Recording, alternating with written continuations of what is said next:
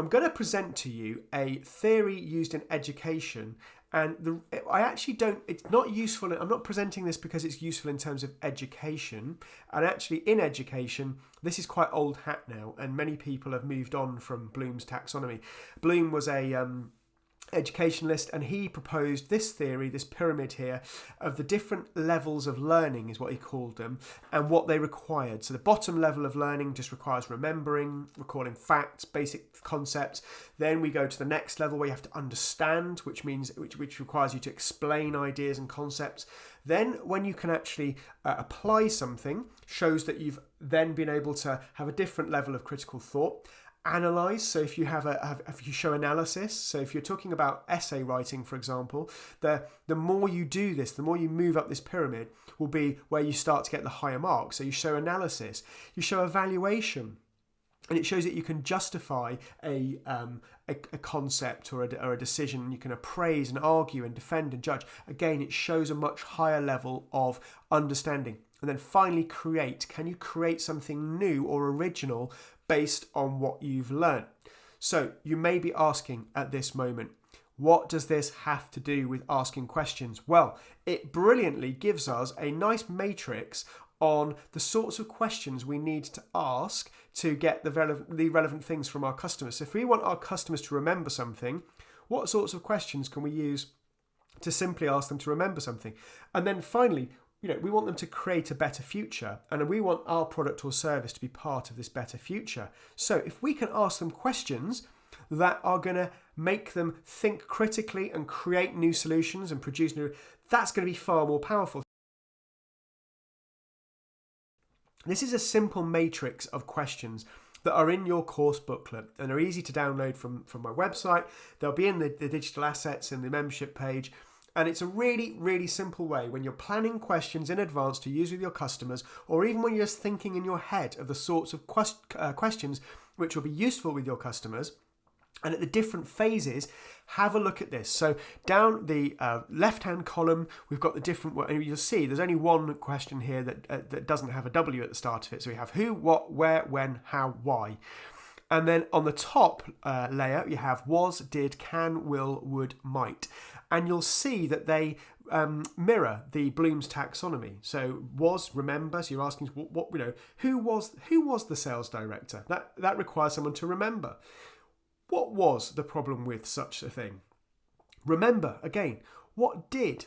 Suddenly you're asking someone to understand. But again, often what did is still a past question. You're asking somebody to remember still. And then we're looking at a present question. So, when can we do this? That's probably straying more into a future question, but it requires a understanding of the present situation. How will this? We're starting to talk futures now. And then finally, if we go to how might, who might, how might, why might this make your future better?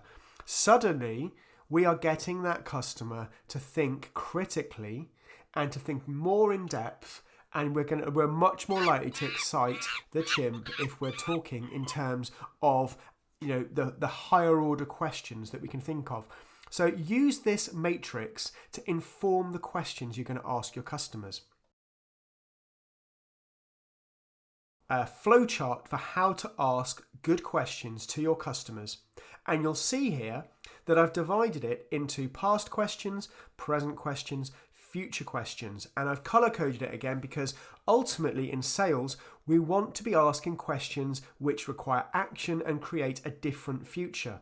Because otherwise, if we're just asking them to do what they've always done, there's no need for a salesperson. We're not there just to keep the status quo going. We're there to create some change. So, past questions are useful if you're new to a job. So you should be asking questions about the person's past situation when you need to understand. So you want to understand their world, and they might need what you have to offer, but you don't necessarily know what it is. So you're new to a job, so you need to ask some questions, and I'll teach you how to do that in a moment.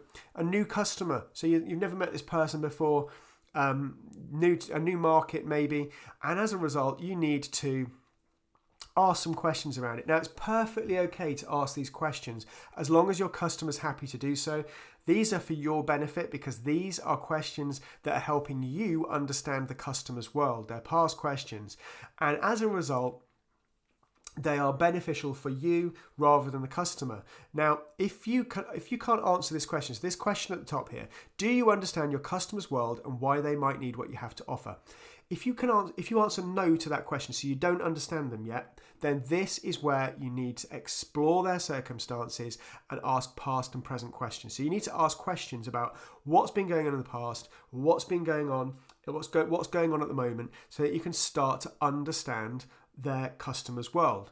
And only when you understand, and when you understand where your products or services fit in to their world, can you say yes to this question and move on to the next stage of the questioning. So this is where you're still asking present situation questions at this moment in time. You're still asking questions. So the next question that we have here is, do you understand your customer's areas of dissatisfaction? Do you understand what your customer's not happy about at this current moment in time? So you can gain this by direct experience. So back to my example earlier. So when I wanted to find out about my customers, what did I do? I spent time with them, learning directly from them. So I started to understand their areas of dissatisfaction for myself. And customer experience as well. This is another great one, fantastic one. So you don't just get this from the customer you're speaking to. You can gain experience from your other customers. So you learn from the other customer experiences you're having. You learn what sorts of things are important to them. So you don't often have to go round and round in circles asking all of your customers the same questions, because after a while you start to understand your customer's world. So if you can answer no to this, so you don't understand your customer's areas of dissatisfaction, you don't know the things that annoy them, that things that aren't working for them right now, so you need to explore potential areas of dissatisfaction. So you're using present questions again. So you're using questions and past questions from the questioning matrix, which talk about, so what went wrong? What went wrong? So again, you're asking them to talk about a past experience, and that's when you start to understand. And again, you do this until you do understand your customer's areas of dissatisfaction, and not before. You only move on to this next stage, and in truth, unless it's a fluke, the only way you can do this is if you understand these first two areas. Then we move to the really juicy section of the questioning matrix and the flowchart, which is future questions. So at this point, you can ask them specifically what they want to change. So we're now asking them about their explicit needs. So I understand you have a problem with this. When do you want to change that? What would the future look like? So this is a really good question you can start asking. And this is when you have expert understanding. So when you become a real expert in your area that you're selling in, you can get to this stage really, really quickly with your customers, because there's no point going round and round in circles with a customer discussing things that they know and you know. There's no point. So you can go straight to future questions once you have an expert understanding of their world, which is why consultative selling requires you to become a professional expert in your field. So, when you're asking specifically what they wanted to change, did you hear a specific desire to change, to take action to accomplish this change? So you need to listen, and we're going to come on to listening as a section of this Tuesday phase of the call. So did you hear a specific desire? So if the answer to that is no, then you need to go back and explore potential areas of dissatisfaction again. So you've not heard any desire to change something. So you need to start probing around again about what are the areas then that you're not satisfied with right now. And if you do hear a yes, so you did hear a desire to change or accomplish something, we're in the selling zone now. We're in the zone where we can start to thinking about presenting the products and closing this customer down, because if you can satisfy that specific desire, so you've heard something, they've said, I want to change this now. I want a product that can do this now. And you can satisfy that specific desire, you're going to make a sale. That is the key to selling. There, you heard it. So there you go. If you want to take away from this, so we've made our customer feel significant. The next key point we need on here is Can you satisfy a specific desire to change something that the customer has just expressed to you? If you answer no to that, so you haven't got a product or service which satisfies this, then you've got two choices. End the call, say thank you very much for your time. I'm really sorry that I haven't got the thing that you need today.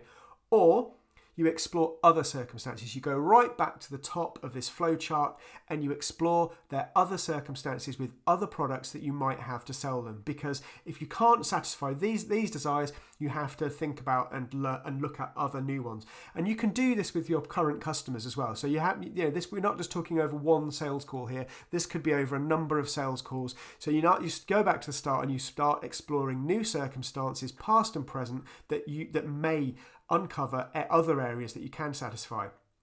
But as I said, if you can say yes to this question, you are in the closing phase almost. This is how can you help complete these actions? How can you help guide this customer through the buying process to satisfy these desires and so that you both get the mutual benefit? And this is where we need to use the closed confirmation questions. This is where we confirm areas of agreement and mutual benefit, gain agreement to move to the product pitch, and this, my friends, is ultimately the key to how you ask great questions to actually make your customer buy. You start talking future, and to do that, you need to have expert understanding. So I hope that makes clear sense. It's in the course booklet. It's on the website. It's a big part of this training. So if you don't understand it, go back through it, replay this video, replay my explanations. Because if you understand this flowchart, you will understand how to sell pretty much anything to anybody as long as they have the needs that you can satisfy, the explicit needs that you can satisfy. So what I want you to do is go to the course booklet now, and I want you to write down what your level of understanding is with your customers. Okay, I want you to write down. So if you're new to sales, you're about to start in a new job, or you're in a job now, or you're in a technical job and you're moving into a sales job. I want you to think about what your level of understanding is with the customers that you're going to be selling to. Do you understand their past? Do you understand what the situation is currently, their present situation? And do you understand how you could make their future better? So write some specific questions. I want you to write some specific questions for each of their past, present, and future of some actual questions off that questions matrix that will get your customer talking about their past, present, and future. And as we said, the more understanding you have, the more of an expert you become, the more you can write questions, really specific, really clever questions, which deal with making your customer discuss a better future and something that you can close them on.